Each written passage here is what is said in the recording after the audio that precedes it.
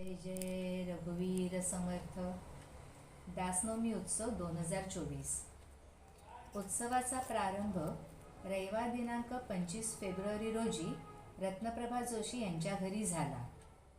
नवीन सखोल दासबोधाचा वर्ग पहिल्या शनिवारी असतो, म्हणून शनिवार दिनांक 2 मार्च रोजी सखोल अभ्यासार्थी उत्सवाजागी प्रत्यक्ष उपस्थित राहिले.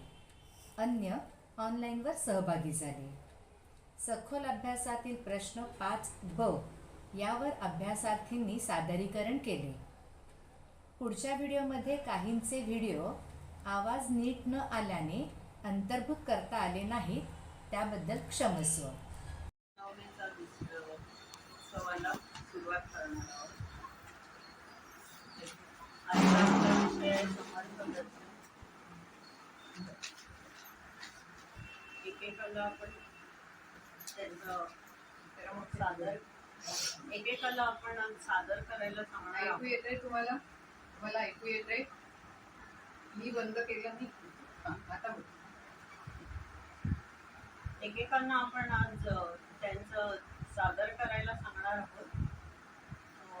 नवीन सखोलमध्ये ज्या आहेत त्या गोष्टी सांगणार आहेत आणि सखोल जुना आपला जो आहे त्याच्यामध्ये गोष्टी व्यतिरिक्त जो 5वा प्रश्न आहे तो आपण घेतलेला. सुनंदाताई, हो, सुरू करूया आपण. सखोलच्या अभ्यासार्थीने विषय दिलेला होता समासातला 5वा ब हा प्रश्न घ्यायचा आहे.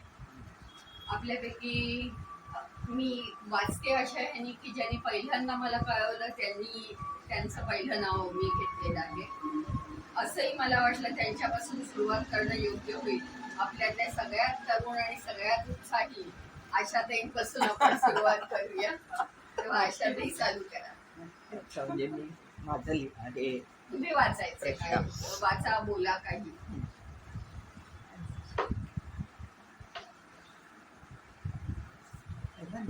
प्रश्न पण वाचू.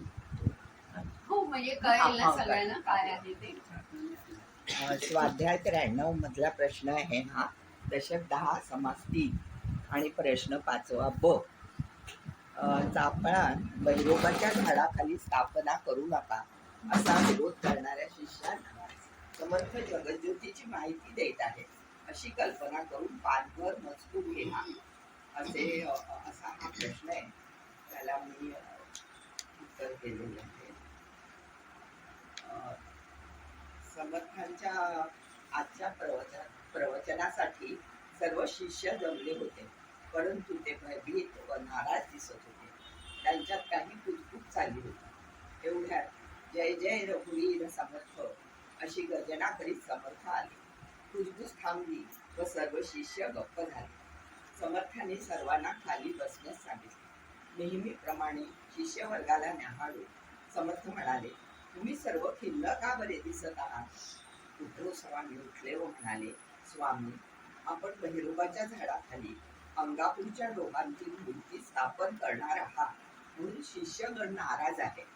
तेव्हा समर्थ म्हणाले, आज मी तुम्हाला जगज्योतीबद्दल माहिती सांगणार आहे. तुम्ही ती ऐकून मग तुमचे मत ठरवा. समर्थांनी श्रीरामाचे चिंतन केले व सांगण्यास सुरुवात केली. समर्थ म्हणाले, शिष्यगणमो, जगामध्ये एक प्रचंड शक्तिमान व ज्ञानस्वरूप अशी जाणीव कार्य करीत आहे. ही जाणीव म्हणजेच मी आहे ही जाणीव. तिला जगज्योती असे म्हणतात. ही जाणीव वायू स्वरूप असते.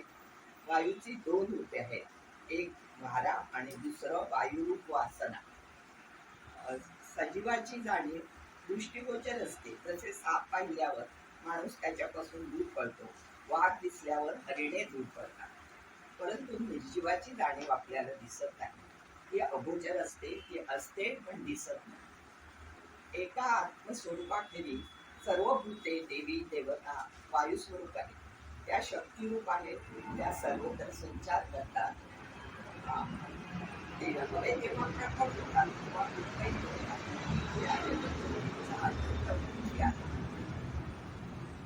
जेथे शुभ वासना व अनन्य भाव असतो तिथे श्रेष्ठ आणि सात्विक अशा देवता मदत करतात.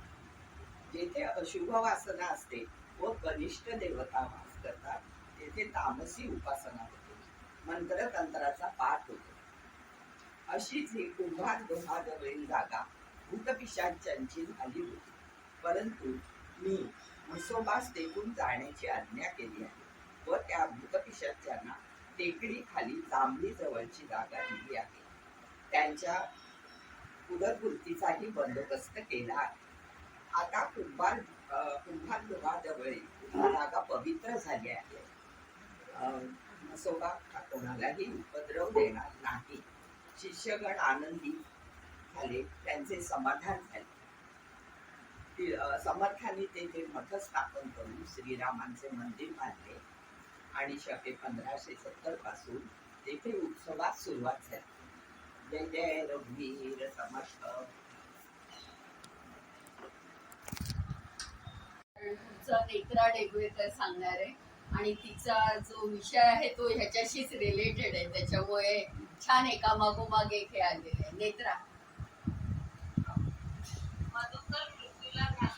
अशा प्रसंगी मृत्यू म्हणजे काय, तो काय मृत्यू चुकवता येतो का नाही, अमरत्वाची कल्पना समर्थतेला समजावून येतो असा मजकूर लिहा. जन्माला आलेला प्रत्येक माणूस मरणार असल्याचंही आपल्याला माहिती असले तरी जेव्हा आपली पुनर्वृत्ती भासतो आणि आपल्याला आपले भोग पडत नाही, तेव्हा आपण असे गडबडून कारण टेस्ट झाले तर कॅन्सरचे निदान झाले का हा कॅन्सर बरा होणार आहे की नाही हा विचारही प्रथम मनात येतो. पहिली भावना झाली संपले आता सर, हेच मनात येऊन आपला जीव बसतो. अशीच काहीशी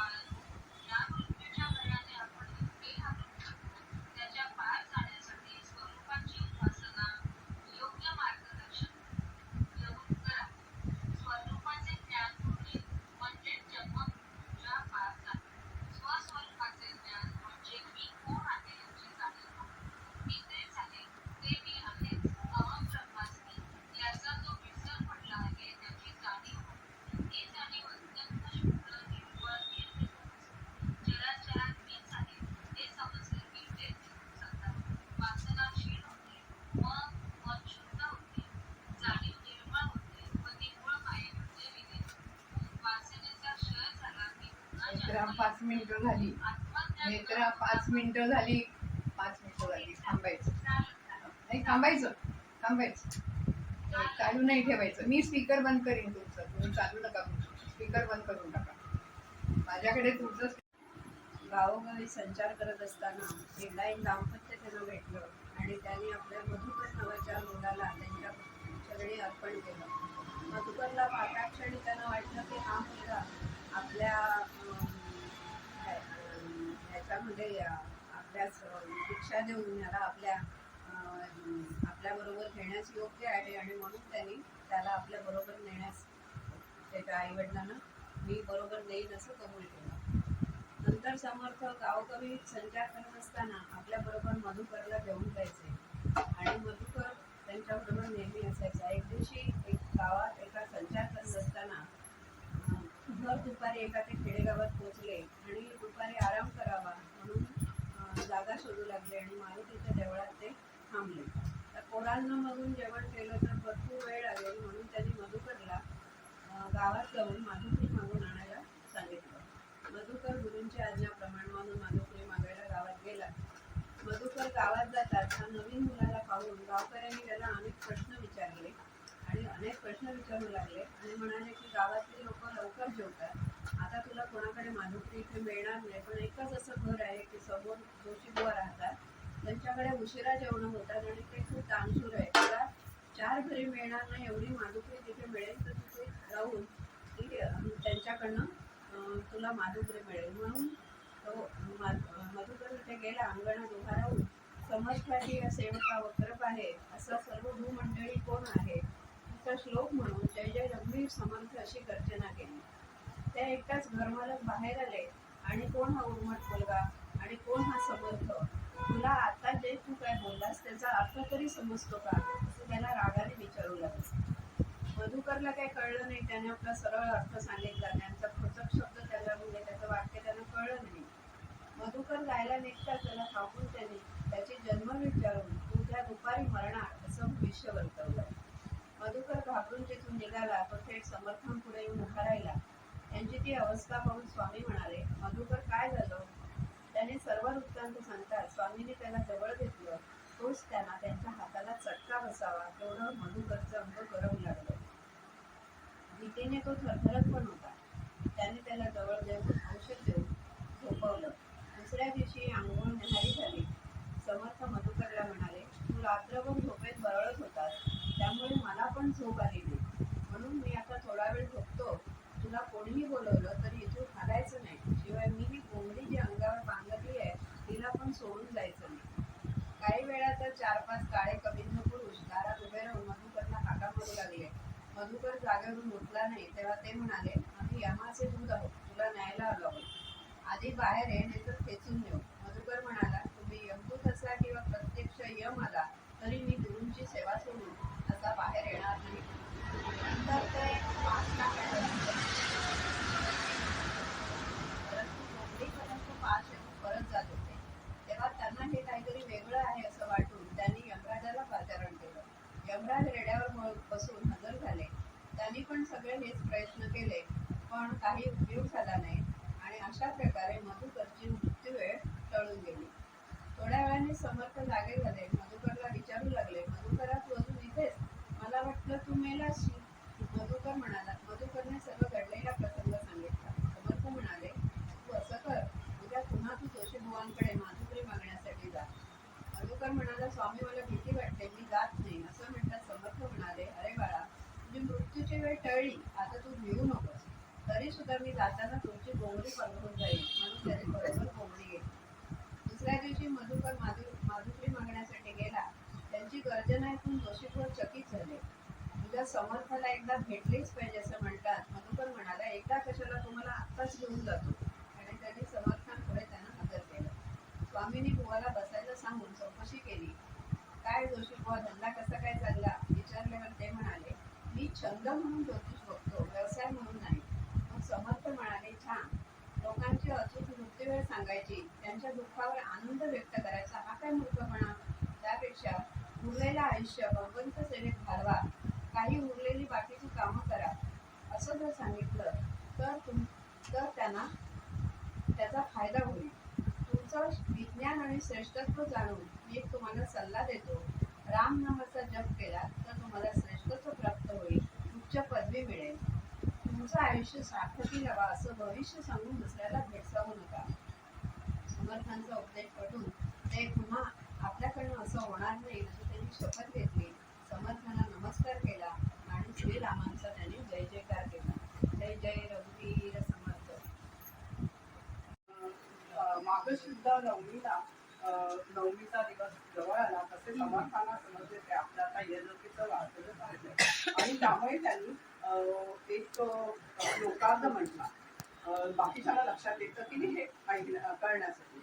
रघुगण वेद संगीत आला तदुपरी भजनासी पाहिजे सांगू केला. एवढे म्हणतात उद्धव स्वामी म्हणाले, अनुदिनी नवमी हे मानसी करावे, बहुत लगबगीने कार्यसिद्धी करावी. हे ऐकता समर्थांनी त्यांना शाबासकी दिली आणि असे हे त्यांचे खूप एकनिष्ठ असे उद्धव स्वामी सेवक होते. समर्थ जाण्याच्या वेळी सुद्धा ते त्यांच्या बरोबर होते आणि जेव्हा जेव्हा ते मानस पूजा उद्धव स्वामी करत तर त्यावेळेला ते त्यांना दर्शन देत असतात. ते कल्याण स्वामी उद्धव स्वामी असताना ते दर्शन देत असतात. त्याप्रमाणे यांना अशा दर्शन देत असतात. अशा प्रकारे हे एकनिष्ठ सेवक होते. मी एवढंच सांगते. जय जय रघुवीर समर्थ.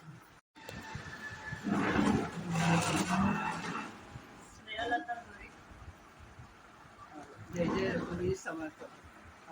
दशक 1 आणि समाज 2 समर्थांचा प्रथम शिष्य होता. त्याच्याबद्दल माहिती माझ्या अल्पबुद्धीने सांगत आहे. त्याच्यात काही त्रुटी राहिली असेल तर क्षमा करा. टाकळीमध्ये दशकांच्या गावामध्ये कुलकर्णी असे एक दाम्पत्य होते. त्यांच्या यजमानांचे अकस्मात निधन झाले व त्यांची पत्नी सती जाण्यासाठी आले होते. त्याच वेळेला तिने रामदास स्वामींना तिथे पाहिले आणि त्यांना ती पाया पडू लागली. त्याच वेळेला त्यांनी तिला सौभाग्यवती भव असं तिला अष्टपुत्र सौभाग्यवती भव असा आशीर्वाद दिला आणि त्यामुळे तिने त्यांना विचारले की तुम्ही असा आशीर्वाद कुठल्या जन्मासाठी दिलाय. तर त्यांनी सांगितलं नाही, तुम्ही सौभाग्यवतीच राहाल आणि हा आशीर्वाद मी तुम्हाला रामरायाच्या पुतळी दिला आणि त्या रामरायाच्या पुतळीत त्यांनी त्यांना जिवंत पण केलं आणि ते मग कुलकर्णी दाम्पत्य त्यांनी त्यांचा अनुभव घेतला आणि ते परत गेले. त्याच्यानंतर त्यांनी असं ठरवलं की आपल्याला जो पहिला पुत्र होईल तो आपण स्वामींना अर्पण करायचा आणि त्याप्रमाणे त्यांना पहिला पुत्र झाल्यावर ते घेऊन आले स्वामींकडे. त्यावेळेला स्वामी म्हणाले, मी आता अरण्यवासी जात आहे तर तुम्ही याचे पहिले संगोपन करा आणि नंतर तुम्ही घेऊन या. त्याप्रमाणे ते व्रतबंधनाची वेळ आल्यानंतर ते व्रतबंधनासाठी ते त्यांना स्वामींचे परत घेऊन आले. त्यावेळेला स्वामींनी त्यांना मांडीवर घेतले आणि त्यांचा व्रतबंधन संस्कार केला आणि त्यांचे उद्धव असे नाव ठेवले. असे पहिले शिष्य उद्धव स्वामी नंतर त्यांच्याचकडे राहू लागले आणि एक दिवशी स्वामी बाहेर जात असताना तीर्थयात्रेला जात असताना ते त्यांच्या मागे लागले आणि खूप हट्ट करू लागले. अगदी त्यांनी त्यांच्या पायावर लोळणच घेतली. तर त्यावेळेला स्वामींनी त्यांना गुहेमध्ये घेऊन गोमयाचा प्रताप मारुती केला आणि त्यांनी दीक्षा दिली आणि त्यांना शिष्य केले. त्यांना शिष्य करून घेतले. अशा तऱ्हेने ते त्यांचे प्रथम शिष्य झाले. त्यानंतर एकदा समर्थ शिवनेरी समर्थ शिवरायांच्या इथे गेले असता शिवरायांना कोणीतरी त्यांना एक घोडा दिला होता. तो घोडा स्वामींना त्यांनी अर्पण केला. स्वामी लगेच त्याच्यावरती स्वाद झाले आणि तो घोडा वायुमताने पळू लागला. तो पळता बाकीची ज्या त्यांच्याबरोबर मंडळी होती ती मात्र मागे राहिली आणि हे दोन शिष्य उद्धव स्वामी आणि कल्याण स्वामी हे त्यांच्या मागोमाग जाऊ लागले. थोड्या वेळाने तो घोडा शांत झाला आणि मग स्वामींनी पण घोडा थांबवला आणि मग त्यांनी हाक मारली, उद्धव मला तहान लागली. त्यावेळेला उद्धव स्वामींनी लगेच त्यांना पाणी दिलं आणि म्हणजे त्यांना कळलं की स्वामींना काय पाहिजे होतं आणि एवढ्या लांबून एवढ्या वेगाने ते दोघंही मुलं त्यांच्या मागे गेले हे त्यांचं खरंच कौतुकच आहे. आणि त्याच वेळेला त्यांना स्वामींनी शिव हे नाव दिलं. त्यामुळे उद्धव स्वामींच्या काही जे रचना आहेत त्याच्यामध्ये त्यांनी शिव आणि शिवराम या नावाने त्यांचं ते साहित्य प्रसिद्ध आहे. झाले 5 मिनिटं. तेव्हा मीच तुम्ही तिथे बसलात तरी चालेल, माझा आवाज सफिशियंटली मोठा आहे. देवी यांना म्हणून तुमच्या समोर ऑनलाईन. माझा विषय दशक 10 समासे रोकड्या आत्मसाक्षात्काराकरिता समर्थांचे साधने संबंधीचे विचार कोणते. श्रवण मननाचा विचार निजध्याचे साक्षात्कार रोकडा मोक्षाचा उधार बोलोची नाही. आत्मसाक्षात्कार करून घेणं ही काही साधी सरळ सोपी गोष्ट नाही. ती एक वाटचाल आहे, तो एक प्रवास आहे. द्वैताकडून अद्वैताकडे जाण्याचा, नेणिवेतून जाणीवेकडे जाण्याचा, अज्ञानातून ज्ञानाकडे जाण्याचा, देहबुद्धीतून आत्मबुद्धीकडे जाण्याचा, बद्धपणातून मोक्षश्रीकडे जाण्याची ही एक साधन आहे. आत बाहेर ईश्वरमय होऊन आत्मदर्शनापर्यंत पोचण्यासाठी समर्थांनी 4 पायऱ्या सांगितल्या: श्रवण, मनन, निदिध्यास आणि आत्मसाक्षात्कार या त्या 4 पायऱ्या. समर्थांचा तर प्रचितीवर ठाम विश्वास. आधी केले मग सांगितले हा त्यांचा बाणा, आणि म्हणूनच त्यांनी कधीही सगुण भक्ती पण सोडायला सांगितली नाही किंवा नित्य कर्मही सोडायला सांगितलं नाही. उलट स्वतःही हे सर्व अंगीकार. कर्म केलेची करावे, ध्यान धरिलेची धरावे, विवरलेची विवरावे, पुन्हा विवरण हा त्यांचा बाण. आणि या मार्गाने गेलं तरच रोकडी प्रचिती मिळेल असा त्यांचा ठाम विश्वास होता. आता श्रवणाची श्रवणाची व्याप्ती म्हटली तर ती अथांग आहे. पण अध्यात्म श्रवण हे सर्व श्रवणाचं सार आहे. मनापासून केलेल्या अध्यात्म श्रवणाने विवेक उत्पन्न होतो. या विवेकातून वैराग्य जन्म घेते. आता हे विवेक आणि वैराग्य म्हणजे काय, तर एका ईश्वराखेरीज बाकी सारे अनित्य नाशवंत हा तो विवेक. टाकळीच्या 12 वर्षांच्या वास्तव्यात समर्थांनीही वेद, वेदांत, उपनिषदे, भगवद्गीता, योग वसिष्ठ अशा असंख्य ग्रंथांचे सूक्ष्म अवलोकन केले. कीर्तन प्रवचनाचा अभ्यास आणि अखंड नामस्मरण हेही समर्थांच्या आत्मसाक्षात्काराचे प्रधान साधन. यानंतरची पायरी म्हणजे मनन. आपलं मन जगातील असंख्य वस्तूंच्या, प्रतिमांच्या, सगळ्या त्या प्रतिमात आपलं अडकलेलं असतं. आपले पंच ज्ञानेंद्रिय काय, पंच कर्मेंद्रिय काय, ही सगळी त्याच्यामध्ये अडकलेली असतात. त्या मनाला भगवंताच्या नामात आणि रूपात गुंतवून ठेवणे म्हणजे मन. समर्थांनी करुणाष्टकात म्हटलंय तसं, दासा मनी आठव विसरेना, तुझविण रामा मज कंठवेना. असं म्हणत त्यांनी श्रीरामाचं दास्य हाच आपला मोक्ष ही भावना बाळगली. तिसरी पायरी निदिध्यास ही धारणेची अवस्था. अति एकाग्रतेने ईश्वर चिंतन करणं म्हणजे आपल्या भावना, विचार, कल्पना या सगळ्या ईश्वराच्या नामाने, रूपाने आणि भावाने भरून टाक. जुन्या दासबोधात समर्थांनी म्हटलंय तसं, ऐसे अखंड नाम स्मरावे, परी दुसऱ्यास कळो नेदावे, निदिध्यास लागल्या राघवे पाविजे तत्काळ. अशी समर्थांची ही बुद्धी श्रीरामाच्या सगुण आणि नंतर निर्गुण रूपाच्या ठिकाणी स्थिरावली. पण निदिध्यासात पण द्वैत आहेच. मी आणि तू हे वेगळं पण राहतच. मी देवाची पूजा करते, मी देवाचं भजते, मग तिथे ध्यान, ध्येय, ध्याता ती त्रिपुटी राहिलीच त्याच्यामध्ये. आणि साक्षात्कारामध्ये तर भक्त ईश्वराशी तदाकार होऊन जातो. मन उन्मन होतं, वासना नाश पावतात, देहाचा विसर पडतो. हीच अद्वैतावस्था. आपणच सगळीकडे व्यापून आहोत असे अनुभवाला येते. सामान्य भाषेत सांगायचं तर अगदी ब्रह्मदेवापासून एखाद्या रासापर्यंत किंवा चिलटापर्यंत सगळीकडे भगवंतच भरलेला आहे हितीभावन. जे जे भेटे भूत ते ते मानिजे भगवंत, अशी ही अवस्था. या सर्व प्रवासासाठी अर्थातच सद्गुरूंची नितांत आवश्यकता असते, कारण शिष्याच्या अंतःकरणात भाव उत्पन्न करण्याची शक्ती फक्त सद्गुरूंजवळच असते. या अवस्थेत स्वरूपी बुद्धी स्थिरावते आणि सायुज्य मुक्तीचा लाभ होतो.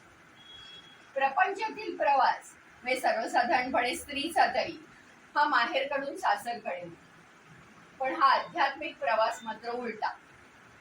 हा प्रपंचरूपी सासरकडून माहेरी जायचा हा प्रवास. वेडाबाईंची गोष्ट आपण सगळ्यांनी ऐकली. त्यांना माहेरी जाण्याकरता त्यांनी परवानगी मिळवली. असा साक्षात्कारी पुरुष केवळ लोककल्याणाकरता जगतो. हीच जीवन मुक्तावस्था. समर्थांसारख्या साक्षात्कारी पुरुषाचे बाह्य व्यवहार सामान्य माणसाप्रमाणे असत. सतत उपासनाही चालू असे, परंतु परमात्म्याच्या अनुभूतीत मात्र खंडन असे. आता हा सगळा आत्मसाक्षात्काराचा प्रवास बघताना मला दोन वेगवेगळ्या गोष्टी जाणवल्या. एक जाणवली शेवटचे अर्ध मिनिट नाही, बंद म्हणजे बंद. बर. श्रीराम समर्थ. जय जय रघुवीर समर्थ. आज मी समर्थांच्या दासबोधातील दशक 6 समास 6 प्रश्न 5 ब समर्थांचे बरेचसे वास्तव्य घडीत असे ते का, या संदर्भात बोलणार आहे. श्री समर्थांचे व्यक्तिमत्वच अलौकिक होते. त्यांचा जीवनपट पाहिला तर आश्चर्यच वाटते. वय वर्षे 6, खेळण्या बागडण्याचे वय, पण समर्थ मात्र एका खोलीत बसून विश्वाची चिंता करत होते. पुढील आयुष्यातही हे विश्वचिंतन करण्यासाठीच त्यांनी बरेचसे वास्तव्य हे घडीत घालवले. त्यांना एकांत हा अतिशय प्रिय होता, तसा निसर्गही. समर्थ 36व्या वर्षी कृष्णातीरे आले. दरीखोरी धुंडाळली. ते पूर्ण सह्याद्री फिरले. त्यांना सह्याद्रीची अनावर ओढ लागली. सह्याद्रीतील दरीखोरी, गुहा, लेणी, गळी, गडेकोट, किल्ले, बेलाग, कडे यांनी त्यांना मोहवून टाकले. त्यांनी वास्तव्यासाठी या भागातील गळींचाच आश्रय घेतला. घळ वास्तविक पाहता ऊन, वारा, पाऊस यामुळे डोंगर व पर्वतातील काही भाग असा की जो ठिसूळ असतो तो निघून घळून जातो आणि तिथे निर्माण होणाऱ्या कपारी किंवा गुहा या निर्माण होतात आणि जंगलातील हिंस्र शापदांची ती निवासस्थान. परंतु समर्थांनी आणि त्यांच्या शिष्यांनी ती नेमकी हेरली आणि त्यातच आपलं वास्तव्य केले. या भागात बऱ्याच घळे आहेत. तारळेघर, मोरघळ, हेळवाग, तोंडोशी, जरंडा, चाफळ आणि महत्त्वाचं म्हणजे रायगड जिल्ह्यातील महाडजवळील शिवतरगड. दास डोंगरी राहतो. गोनी दांडेकरांनी कादंबरीत रामदासांच्या डोंगर यात्रेचे विशेष वर्णन केलेले आहे.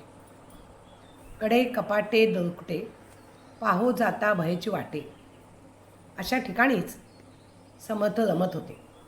ते सांगत की माझा प्रभुराम हा कायम माझ्यासोबतच असतो.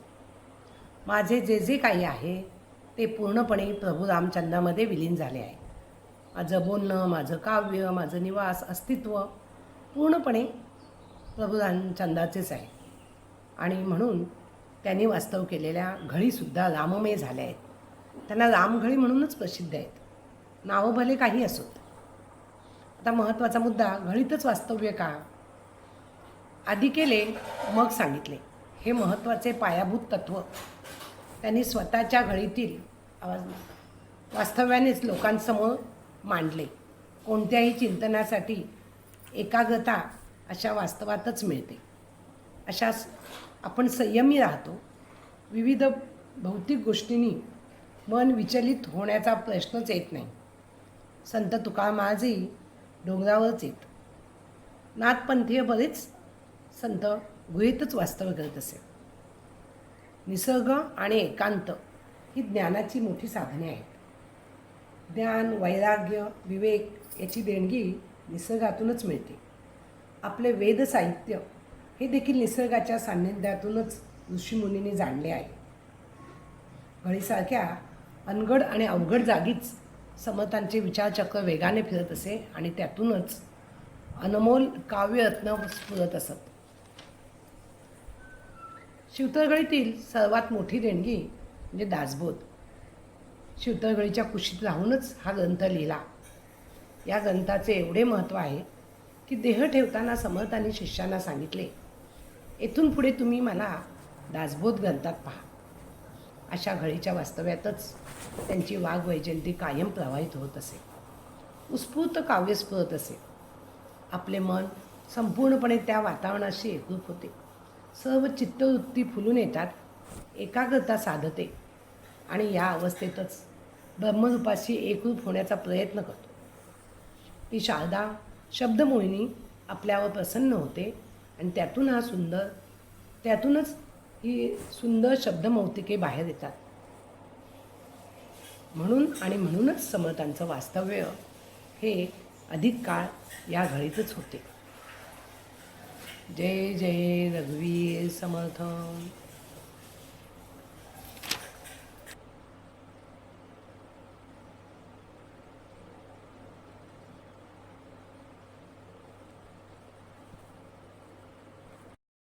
नमस्कार, मी माधवी मेढेकर, सखोल अभ्यासार्थी.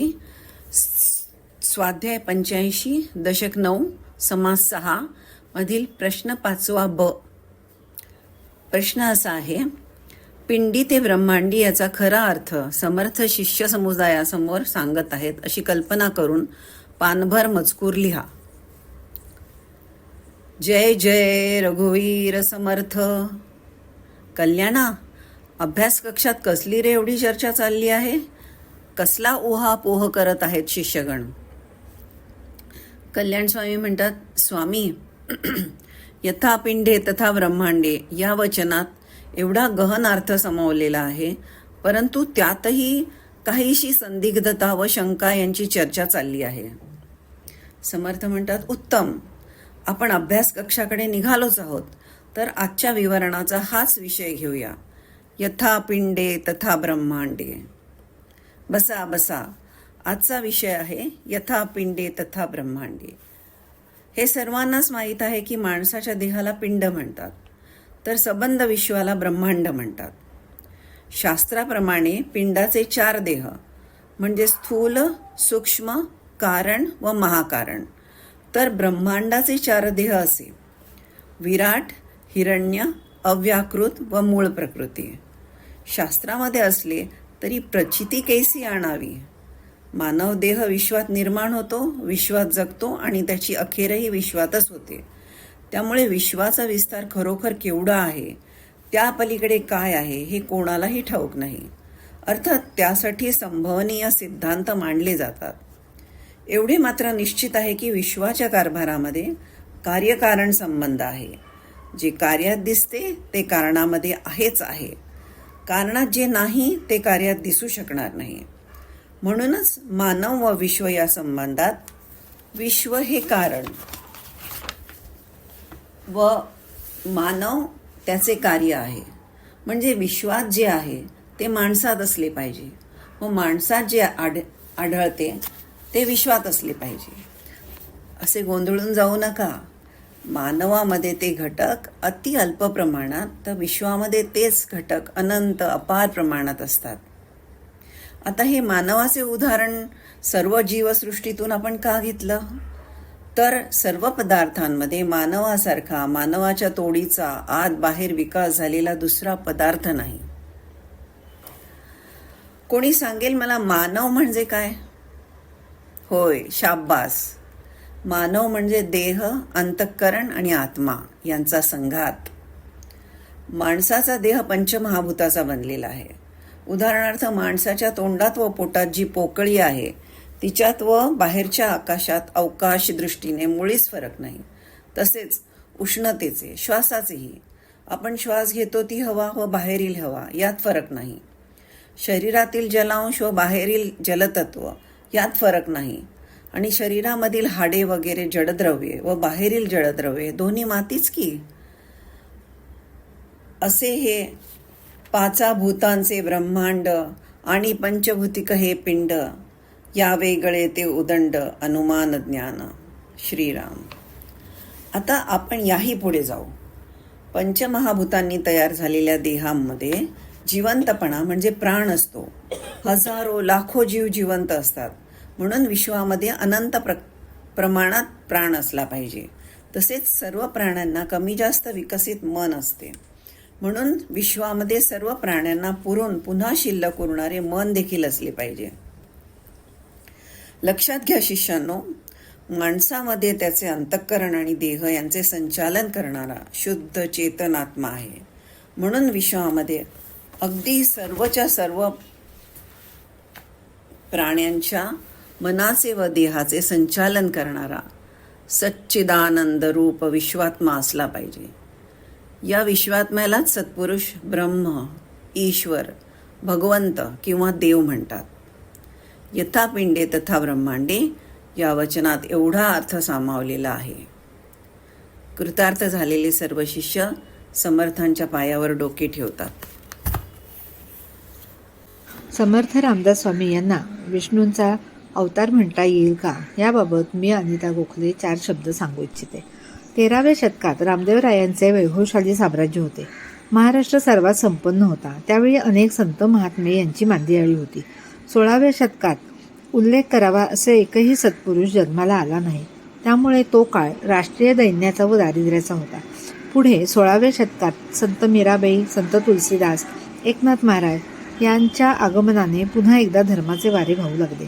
त्यांनी शिवाजी महाराजांच्या कारकिर्दीची पार्श्वभूमी तयार केली. या कामी त्यांना रामदास स्वामींची व तुकाराम महाराजांची जोड मिळाली. रामदास स्वामींचा जन्म रामनवमीच्या दिवशी चैत्र शुद्ध नवमीला झाला. ठोसरांच्या पवित्र कुळात 24व्या पिढीत आधीच्या पिढ्यांच्या श्रीरामाच्या उपासनेच्या आम्रवृक्षावर छोट्या नारायणाचा म्हणजे समर्थ अवतार रामदास स्वामींच्या जन्माने मधुर फळ लागले. भगवान श्रीकृष्णाने अर्जुनाला उपदेश करताना भगवद्गीतेत सांगितले आहे की जेव्हा धर्माला ग्लानी येते, अधर्माचा जोर वाढतो, अन्याय, अनिती, अत्याचार, दुष्टपणा, बेबंदशाही माजून दुष्टांचे वर्चस्व वाढते व सज्जनांचा छळ होतो, तेव्हा तेजस्वी व पराक्रमी पुरुषाच्या रूपात भगवान अवतीर्ण होतात व दुष्टांचा संहार करतात, धर्माचे रक्षण करतात. भगवानांनी रामावतारात रावणासारख्या दुष्टांचा संहार केला. श्रीकृष्ण अवतारात कृष्णाला ठार मारले. ह्या दोन्ही अवतारात समाजात जगण्यासाठी अनुकूल परिस्थिती निर्माण केली. ह्या दोघांनी अनेक बाललीलाही केल्या. याचप्रमाणे अवतारी पुरुषाप्रमाणे समर्थ लहान असताना अनेक बाललीला करीत. प्रभू रामचंद्राचा त्यांच्यावर अनुग्रह होताच. बालवयात सवंगड्यासह खेळताना, बागडताना आजूबाजूच्या वातावरणाचे गांभीर्यही त्यांना कळत होते. त्यातूनच त्यांनी आईला चिंता करीतो विश्वाची असे उत्तर दिले. समर्थांच्या विवाहासंबंधातील गोष्ट, तदनंतरची त्यांची तपश्चर्या, त्यांचे भारत भ्रमण हे सर्व श्रुतच आहे. भारत भ्रमणात त्यांनी हिमालयात देह झोकून देताना प्रभू रामचंद्रांनी त्यांना अलगदपणाने धरले व सांगितले, तुम्हाला जगदोद्धार करावयाचा आहे, धर्म स्थापनेसाठी तुमचा जन्म झालेला आहे. त्यानंतर त्यांनी महाराष्ट्रात पुन्हा येणे केले. भ्रमणाच्या कालावधीत त्यांनी सामाजिक राजकीय परिस्थितीचा अभ्यास केला. त्या परिस्थितीचा विचार करून धार्मिकतेच्या आधारे रामाच्या आदेशाचे पालन करण्यासाठी कृष्णातीरी राहून धर्मस्थापना करून उपासनेचा मार्ग वाढविण्याच्या कार्यास त्यांनी प्रारंभ केला. शिवाजी महाराजांचे राजकारण व समर्थांचे धर्मकारण हातात हात घालून सुरू झाले. समर्थांना सिद्धींची अनुकूलता होती. त्यांनी सिद्धीने अनेक चमत्कार केले होते. परंतु धर्माच्या ग्लानीत निष्क्रिय झालेल्या समाजाची जागृती करून नवीन राष्ट्र उभारणी व महाराजांना मदत करून राष्ट्र जिवंत केले. लोकात नवचैतन्य निर्माण केले. जागोजागी विचारवंत, निर्लोभी, त्यागी वृत्तीचे मठाधिपती असलेले मठ स्थापन केले. त्यातून राष्ट्रासाठी हेरगिरीची कामेही केली. देवळे बांधून निद्रावस्थेतील धर्माला जाग आणली. बालोपासनेचे महत्त्व पटवून दिले. स्वराज्याचे सुराज्य निर्मितीस शिवाजी महाराजांना मार्गदर्शन व सहकार्य केले. दासबोधासारखे मार्गदर्शक अजरामर ग्रंथ, करुणाष्टके, मनाचे श्लोक लिहिले. लोकांना शहाणे केले. धर्माचा नंदादीप अखंड तेवत ठेवला. अवतार कार्यात सज्जनांचे रक्षण करणे हा एकच उद्देश नसतो, तर त्याचवेळी दुष्टांना शासन करणे हाही असतो. ह्या बाबतीत एक सांगता येईल की दुष्टानं शासन नाही, परंतु एखाद्या माणसांचा अहंकार कसा नष्ट करावा हे जसे भगवान विष्णूंनी रावणाच्या बाबतीत दाखवून दिले, त्याचप्रमाणे समर्थाने शिवाजी महाराजांना कदाचित स्वकर्तृत्वाचा अहंकार होत आहे हे पाहून दगडातील बेडकीला जागविणारा राजा तू नसून परमात्मा आहे हे दाखवून त्यांचा अहंकार नष्ट केला. श्री विष्णू हे जगताचे पालन करता व जगताचे पोषण, विनाशकारी शक्तींपासून संरक्षण, धर्माचे नीतिनियम पाळून धर्मस्थापनेचे कार्य करणे हे केले. त्याचप्रमाणे समर्थांचा जीवनपट विचारात घेता ते विष्णूंचा अवतार होते असेच म्हणावे लागेल. नमस्कार. धन्यवाद.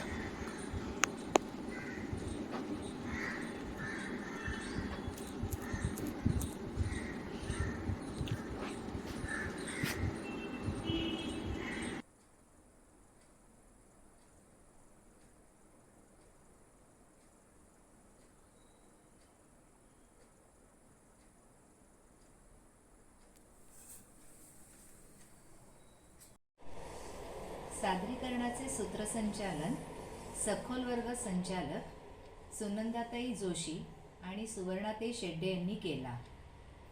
सहभाग सखोल वर्ग अनुराधा मेढेकर, वैशाली भोसले, नेत्रा डेगवेकर, अनिता गोखले, सुनंदा जोशी, माधवी मेढेकर, सुवर्णा शेड्डे, अरुणा बिजूर. नवा सखोल वर्ग आरती कुलकर्णी, लता शिरोडकर, मनीषा बेलवलकर, स्नेहलता ढोरे, वीणा प्रभू, प्राची कुलकर्णी, सुनीता केसकर. दासबोध वर्ग मार्गदर्शक रत्नप्रभा जोशी ह्यांनी सादरीकरणाचा समारोप मनाचे श्लोक जन्मकथा सांगून केला. उत्सवाला म्हणजे चाफकळा तेव्हा उत्सव चालू असायचा आणि तेव्हा शिवाजी महाराजांकडनं सगळी मदत सगळी यायची, म्हणजे शिधा येतात. जेवढे लोक तिथे येतील तेवढ्यांचा महाप्रसाद केला जाईल इतकी शिधा तिथे येत असेल. आता माझं जर का मोठं झालं तरी मी चालू ठेवणार आहे, मला बंधन नाही आहे. तर कारण त्यांच्या नियमात मी नाही आहे. तर आता ह्याच्यामध्ये अत्यंत अस्वस्थ असे शिष्य झाले की कसं काय होणार, धान्य अजून आलं नाहीये आणि आपलं कसं काय निवडून कसं होणार, दळून कसं होणार. तेव्हा मग समर्थांच्या लक्षात आलं की हे असं ग्रांटवरती अवलंबून राहणं किंवा सरकारी दरबारी मदत मिळेल म्हणून वाढवत राहणं, साहित्य संमेलनाचं, नाट्य संमेलनाचं काय वाटोळं होते ते आपण आज बघतो आहोत. तर तशीच अवस्था येईल आपल्या इथे. आणि म्हणून समर्थांनी काय केलं, त्या रात्रीमध्ये मनाचे श्लोक 205 लिहिले आणि सकाळी उठल्याच्या अर्थातच कल्याण स्वामींच्या सुंदर अक्षरामध्ये एकेका कागदावरती लिहिले गेले आणि एक एक कागद एकेका शिष्याला दिला आणि सांगितलं जा पाचघरी जाऊन भिक्षा मागणार. अर्थात कोरडी भिक्षा आणायची होती, तर ती भिक्षा मागून आणली. भिक्षेचे महत्व आपल्याला माहिती आहे. आणि आता असं आहे की ही भिक्षा जी मिळते त्याच्यावर दासनवमीचा उत्सव, भिक्षा फेरीचा 5वांचा दौरा निघतो आणि तेव्हा रोज त्या जवळपासच्या गावामध्ये अशी भिक्षा फेरी निघते आणि जे धान्य मिळतं तेच धान्य इकडे गडावरती पाठवलं जातं आणि संपूर्ण दासनवमीच्या उत्सवाला पुरेल इतकं ते धान्य जमा झालेलं असतं. हे वैशिष्ट्य आहे. म्हणजे स्वावलंबी व्हायला पाहिजे आपण, असं थोडक्यात आपण करतो. आता भिक्षा आणि माधुकरी जेव्हा मागितली जाते तेव्हा ती तयार अन्नाची म्हणजे हे काय पण पाक झालेला आहे तर असं आपण ती माधुकरी घातली जाते. तुमच्या लहानपणी तुम्हालाही माहीत असेल, वारावरती जेवायला मुलं असायची किंवा माधुकरी मागायला आली की आपण देत होतो. आमच्याकडे नाशिकला अनाथाश्रम, नाशिकला जो अनाथ विद्यार्थी गृह पुण्याचा तिची शाखा आमच्याकडे होती. तर ते लोक यायची, सगळे ग्रुपमध्ये ती मुलं यायची, दारात उभं राहून मनाचे श्लोक म्हणायची आणि आपण कोरडं धान्य त्यांना द्यायचं. म्हणजे माधुकरी नाही, ही भिक्षा असं माहिती झालं. हे माधुकरी आणि आणि भिक्षा याच्यामध्ये फरक आहे. भीक नाही, भीक अजून वेगळी आहे. भिकेचे डोळे लागले का असं आपण म्हणतो. भिक्षा आपला जो काय भिक्षा निरूपणाचा समास आहे त्याच्यामध्ये भिक्षेबद्दलची खूप माहिती सांगितलेली आहे. आणि मग असं सगळीकडे ही मनाचे श्लोक म्हणायला सुरुवात केली. तेव्हा ही जी जोडी जी आहे, मुद्दाम मला ती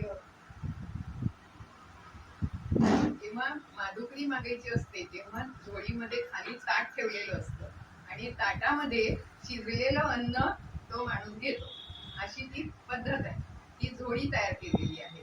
आता याच्यामध्ये असं आहे की आता समर्थ कोरडी भिक्षा मागायला जात आहे, तर त्याची जी आपल्या उपासनेच्या ह्याच्यामध्ये जो श्लोक आहे, नवविधा भक्तीच्या कोठड्या दिव्य दिला निगम वेदचारी शोभती पक्ष जिला म्हणवली विनवितो मुक्ती देई तुदासा शरण तुझ कामधेनु तोही संसार भाषा. ही कामधेनु खरं म्हणजे श्लोक पाठ आहे, पण असं म्हणायच्या वेळेला एखादं विसरते म्हणून पाहिलं कागदामध्ये. आता ही करून झोळी उचलली जाते. आता ही झोळी उचलली गेली. आता नवविधा कोठड्या म्हटलंय. नवविध म्हणजे 9 प्रकारची भक्ती आहे आणि त्या भक्तीच्या कोठड्या याचा अर्थ असा की या झोळीला आतल्या बाजूनी 9 कप्पे आहेत आणि मग हे 9 कप्पे कसे करायचे, तर त्याच्यासाठी माझं डोकं जरा थोडंसं चालवलं आणि कुठेतरी उद्योग करण्याची सवय असलेली मला 9 कप्पे करता आले. म्हणजे ही बरोबर स्क्वेअर कापड घेतलं आणि मध्ये 2 रेखा आडून शिवणे घातल्या 2, म्हणजे वर 3 भाग झाले असे दोन्ही बाजूला, म्हणजे 3 आणि 3 6 आणि 2 8 अशा या वरच्या बाजूनी या कोठड्या झाल्या, म्हणजे कप्पे झाले.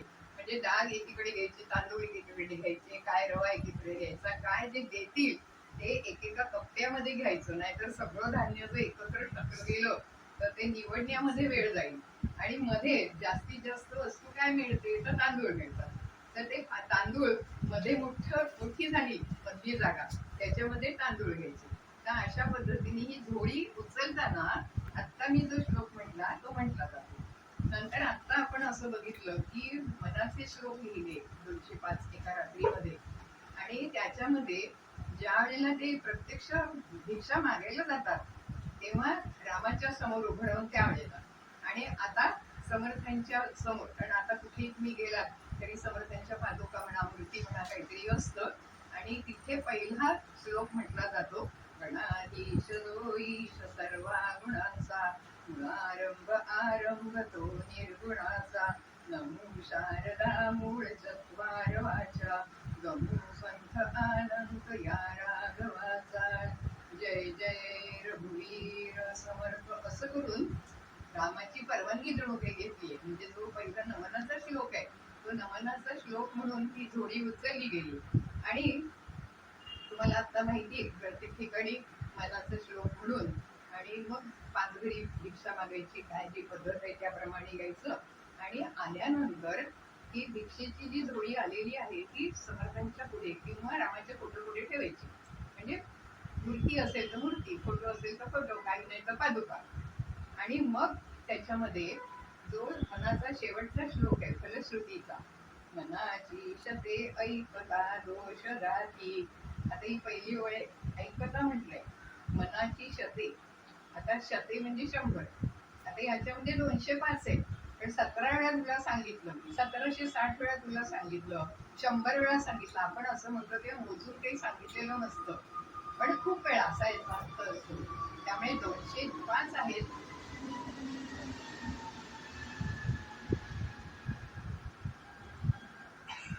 205 श्लोक आहेत म्हणून तो मनाची शते, मनाचे श्लोक आहेत ते 200च्या वर आहेत म्हणून शते सांगितलंय. आणि ऐकता म्हणजे ही सगळे मनाचे श्लोक म्हणत म्हणत गावामध्ये जेव्हा शिष्य फिरतात तेव्हा इतका मोठा गजर असतो की सगळ्या गावामध्ये ते सगळं ऐकले जातात श्लोक. म्हणून हे हेतू असा की तिथे शेवटचं ऐकता का आहे, पडता का नाही म्हटलं, वाचता का नाही म्हटलं, पाठ करून जायला का नाही म्हटलं, ऐकता शब्द समर्थाने का वापरला असं एक माझ्या मनात आलं. आणि ही तुम्ही ऐकता म्हणजे संबंध गावामध्ये तुमचे हे श्लोक ऐकले जातात. त्याने काय होतं की दोष जातात. आपल्या अंगामध्ये खूप दोष आहेत, आपल्याला माहीत असतात, पण कधी कधी आपण दोषांना कुरवाळून बसतो.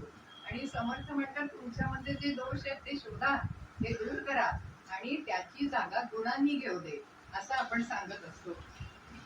तर म्हणजे पहिलं समर्थांचं जे म्हणणं आहे की वाईट गुण आहेत, अविद्या आहे, असुरी संपत्ती आहे, ती सगळी तुमची जाऊ द्या. करंटेपणाचं लक्षण कधी नेहमी म्हणत असते, सगळं असून मी करंटी आहे, म्हणजे संधी असून सुद्धा त्याचा फायदा घेत नाही, म्हणजे मी दैवी नाही असं. तर अशा पद्धतीने हे जे दोष आहेत ते आपल्याला माहीत झाले तर आपण दूर करायला पाहिजे. आणि मग नंतर ते दोष ऐकून जातील बरं का, म्हणजे ऐकणं शब्द का आहे ते. आणि मतिमंदते साधना योग्य होती. आपण मूर्ख लक्षणं वाचतो त्याच्यापेक्षा वाईट म्हणजे पडत मूर्ख, पण आपण इथे मतिमंद शब्द वापरलाय. मतिमंद यांच्या स्पेशल शाळा असतात, तर अशा शाळांमध्ये वेगळ्या पद्धतीने शिकवून त्या मुलांना आपल्या बरोबरीने त्यांना इतर सगळ्यांचे म्हणजे ज्याला इंटिग्रेटेड एज्युकेशन म्हणतात तशामध्ये त्यांना आणण्याचा प्रयत्न केला जातो. आणि म्हणून सामान्य जनता आहे, ती सामान्य जनता मतिमंद म्हणजे बुद्धी खरं कमी नाहीये, पण आत्मबुद्धी नाहीये त्यांच्याकडे, म्हणून मतिमंद आहे. म्हणजे ते एरवी संसारातल्या बुद्धी त्यांची खूप चांगली चाललेली आहे. तेव्हा मतिमंद जे आहे, कारण पुढच्या ओळीवरून आपल्याला कळलं ते साधना योग्य होती, त्यांना साधना करण्याच्या योग्यतेचे होतात. आपण पहिल्यांदा बद्ध असतो, मग बद्धातून सुटावं असं वाटतं, म्हणजे मुमुक्षी होतो आणि मग साधना करायला लागतो. मुमुक्षी झालो, आपण मतिमंद आहोत, बद्ध आहोत, देहबुद्धीमध्ये बंद आहोत हे कळलं तर आपण त्याच्यातून बाहेर पडण्याचा प्रयत्न करतो आणि मग साधना सुरू करतो. साधक शब्द आपण वापरतो. साधना सुरू केली की साधना योग्य होती. आता पुढे साधना करायला पाहिजे. मग ती साधना केल्यानंतर काय होईल, तर तुम्ही साधना केली तर सिद्ध व्हाल. तर सिद्ध व्हाल म्हणजे नक्की काय व्हाल, जडे ज्ञान वैराग्य सामर्थ्य अंगी.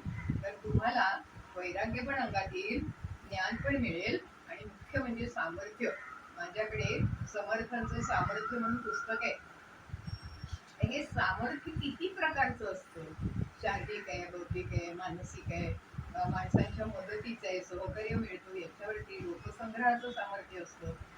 असं कितीतरी प्रकारचे त्यांनी समर्थ जवळ कसं सामर्थ्य आहे ते त्याच्यामध्ये त्यांनी पहिल्या प्रस्तावनेमध्ये दिलेलं आहे. तेव्हा हे सामर्थ्य सगळ्या प्रकारचं, कुठली कठीण प्रसंग आला तर त्याला तोंड देण्याची ताकद आपल्याकडे येते, हे सुद्धा एक प्रकारचं सामर्थ्य आहे. आणि आपण पुढे चालत राहतो. आणि म्हणून ज्ञान, वैराग्य आणि सामर्थ्य. ज्ञान म्हणजे आत्मज्ञान, वैराग्य म्हणजे आज चतुर्थी आहे, आज काय षष्टी आहे, आम्ही अमकं खात नाही म्हणजे सोडलं, त्याग केला त्याचा असं म्हणून चालत नाही. मनात मात्र वाटत असतं खावं खावं आणि तोंडाने म्हणायचं सोडलं, तर त्याला वैराग्य म्हणत नाही. वैराग्य म्हणजे आतून त्याची इच्छा नाहीशी होणं म्हणजे वैराग्य. आणि मग त्यांनी पुढे म्हटलंय, म्हणे दास विश्वास होता मुक्ती रोगी. मला जर मुक्ती मिळवायची असेल, कारण तुम्ही साधना केली, सिद्ध झालात म्हणजे मुक्त व्हायचंय, मला बद्धाचं मुक्त व्हायचंय ना, पुढे शेवटी मुक्त होतो आपण. तर हे मुक्त जर व्हायचं असेल तर कसं होता येईल, म्हणे दास. समर्थांनी आपलं नाव दास शब्द तिथे वापरलाय. दास म्हणे असं ते असं म्हणतात, तसं म्हणे दास असा शब्द आहे. आता ह्या म्हणे दास, आता विश्वास कोणावर ठेवायचा, सुनंदा ताईवर ठेवायचा का, सुवर्णा ताईवर ठेवायचा का, मनीषावर ठेवायचा, हे बेबरवशे लोक आहे. तेव्हा विश्वास कोणावर ठेवायचा, एक तर आपल्या सद्गुरूंवरती, नाही तर रामरायावर. म्हणजे विश्वास आता मला मुक्ती मिळायला हवी आणि ती भोगायला मिळणार आहे. भोगायला मिळणार आहे म्हणजे आज मुक्ती आली आणि उद्या परत आम्ही बद्ध झालो, आमचं असंच असतं. आज सुटतो संसारातून, आता अजिबात मी संसाराकडे बघणार नाही. सकाळी उठलं की काय हे दूध आलं नाहीये, पाहिलं नाहीये, जा आता पहिलं दूध घेऊन झालं सुरू, आम्ही परत बसलो होतो. तर म्हणून मुक्ती भोगी याचा अर्थ असा, कायमची मुक्ती भोगायला आली पाहिजे, त्याचा उपभोग कायम घेता आला पाहिजे. ज्याला समर्थांनी जीवनमुक्त शब्द वापरलेला आहे, की आपण जगत असताना, आपला देह चालू असताना आपण मुक्त झालं पाहिजे. हे पुन्हा एकदा शेवटचा श्लोक म्हणते, जय जय रघुवीर समर्थ, असं करून ती थोडी समर्थांची पुढे ठेवतात. आणि हा शेवटचा फलश्रुतीचा श्लोक आहे, मनाची शते ऐकता दोष जाती, मोठी मंदते साधना योग्य होती, जडे ज्ञान वैराग्य